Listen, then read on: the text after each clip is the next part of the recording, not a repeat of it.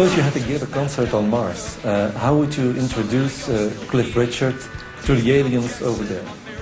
Well, I don't know whether I'd ever get a chance to play on Mars, but if I did, I mean, it's the same as anything. If you went to a city, even on this planet, and they had never heard of you, I think what you would have to do is say, somebody else would have to say, oh, well, here's somebody who has done all this, and now he'd like to come and see if he can win you over.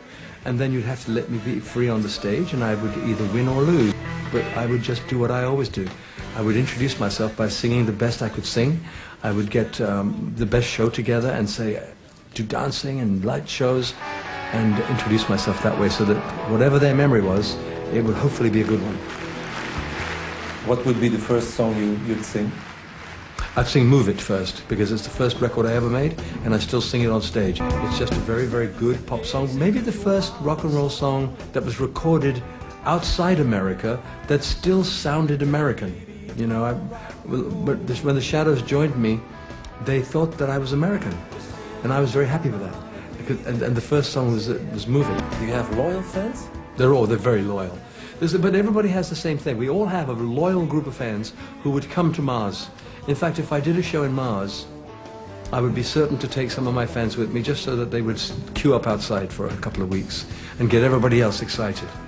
But they are a very loyal bunch, and I think we all have a loyal group that would follow us to the ends of the earth. His voice is fabulous. His personality. It's just perfect. His sex appeal. I don't know how to feel. I'm 65 this year, and I feel 18 in my head. Sometimes I behave younger. There's no such thing as age with music. And in fact, anybody that's listened to a record, what you shouldn't do is ask what the age is. Ask yourself, do I like this album? Do I like this CD? If you like it, do you really care how old the person is? No. Whether it be Boz Scaggs or Bonnie Raitt or Daniel Bedingfield, they all sound the same age to me. You look very energetic as well. I mean, how do you keep yourself that way?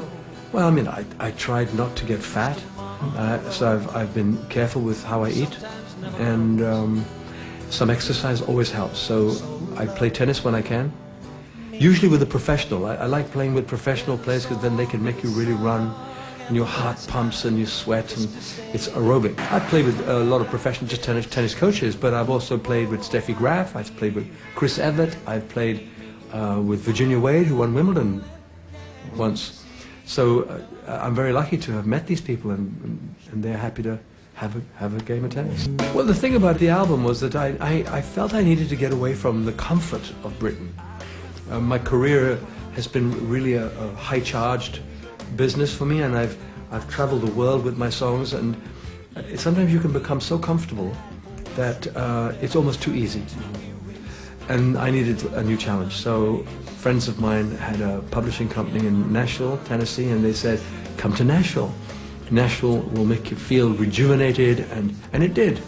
I played with new musicians, sang songs by new writers, and it was produced by people I'd never met before. And I believe the album shows that. There's an excitement about the album.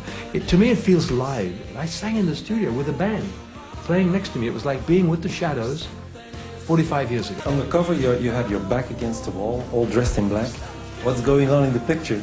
I don't know. It's an accident, really. The guy said, let's choose this picture. When we had all the pictures together, they sent the photographs to me, and they said, which pictures would you like for the album sleeve? I always look straight away for the face. Mm-hmm. Do I look okay? Do I look fat? Do I look ugly? In this one, no. So I picked one, and then they came back. We had a message saying all the girls at the record company, all the women liked this picture. And I said, okay. So we changed. I'm not crazy. If they all like that one, I said that's fine. And then I looked at it again. I thought, yeah, it has an attitude, because you don't know what's going on. You've been living as Cliff Richard for over, I think, 45 years or so. Do you still like the guy? Yeah, I do. I'm very, you know, as I was saying to people recently, they asked me if I would like to change anything in my past. And at first I thought, yeah, I wish I didn't do that, wish I hadn't. Then I thought, no, wait a minute, wait. I like what I am now. And if I change anything in my past, it may change what I am now. Because I think what we are today is because of what we have done and what we have been through yesterday and the days before yesterday. And so I'm really happy with where I am at the moment, what I am, who I am, and so you know, yeah, I am. I'm very happy being Cliff Richard now. Every number one is a highlight, and I've been very fortunate. I've been given some great songs to sing, and I've had a number of number ones.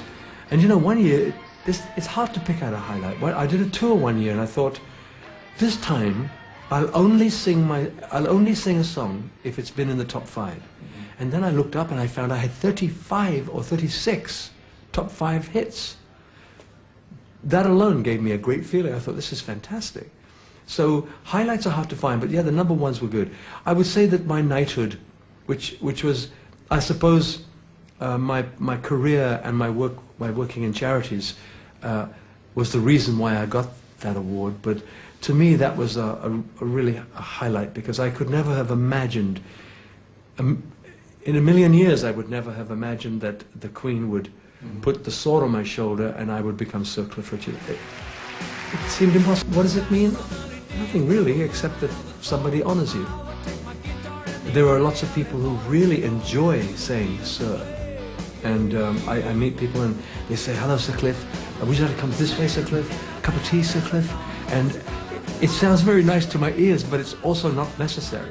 And the strange thing is, it's a very formal title, but it's a very informal way of saying. Normally, if you're Mr.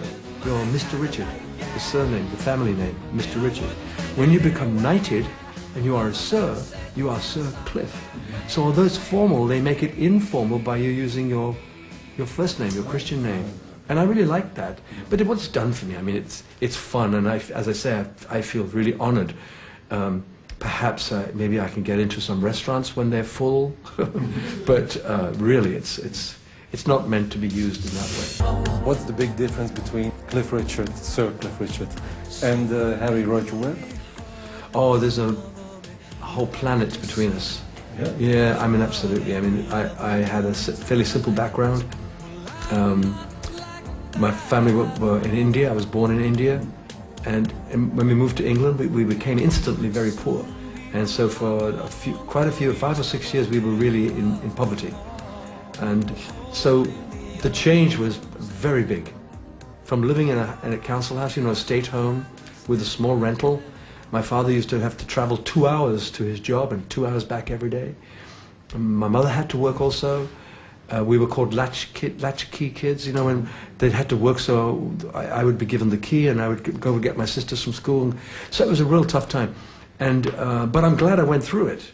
But the difference is big, really big. And not just for me, my family too. It changed everything for us. Because money changes everything. You know, you have to understand that when you become famous, yes, you earn money. And you earn money more than you would have earned before.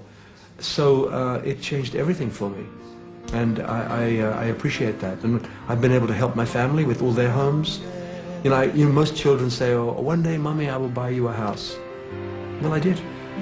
Do you believe that religion has helped you to create all this? I already had a career before I became a Christian, but when you become a Christian, it's an aid for the whole of your life. And if as a person you happen to be a singer or an actor or a dancer or whatever, it's going to help you in your performances because you understand being alive more. But we still have to make our own fate. Oh, you still have to, of course, you know, I mean, I sometimes wish that God would say, shh, no, don't do that. He doesn't. We have to try things for ourselves. The thing is, we have to be big enough to recognize a mistake and to change it. And then sometimes that's a very good way of growing and learning.